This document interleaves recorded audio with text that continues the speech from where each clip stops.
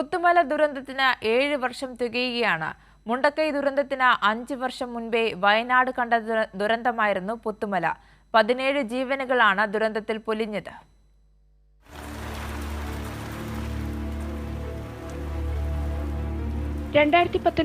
August 8-നാണ് Puthumala രൗദ്രഭാവം പൂണ്ട് 17 ജീവനെടുത്തത്. 103 വീടുകളും hectare കണക്കിന് കൃഷിയും നശിച്ചു. മുണ്ടക്കൈ ചൂരൽമല ദുരന്തത്തിന് 5 ആണ്ട് മുൻപ് വയനാട് കണ്ട ദുരന്തമായിരുന്നു പുത്തുമല.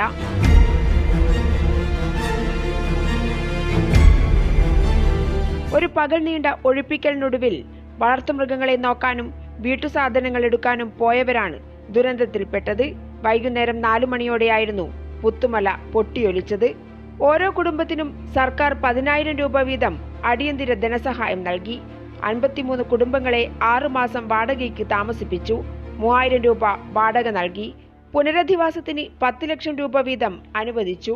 മേപ്പാടി പൂത്തക്കൊല്ലിയിൽ 7 ഏക്കർ സ്വകാര്യ ട്രസ്റ്റ് നൽകി. സർക്കാരിന്റെയും സന്നദ്ധ സംഘടനകളുടെയും നേതൃത്വത്തിൽ 53 വീടുകൾ നിർമ്മിച്ചു. വീടുകളിൽ ചിലതിനുണ്ടായ ചോർച്ച പരിഹരിക്കാൻ സ്പോൺസർമാർ തയ്യാറായെങ്കിലും പലരും പിന്മാറിയെന്നാണ് ഇപ്പോൾ പരാതി. പലവരും പറഞ്ഞു ഞങ്ങൾ ഇത് നന്നാക്കി തരാനുള്ള ഫണ്ടുകൾ തരാമെന്ന്.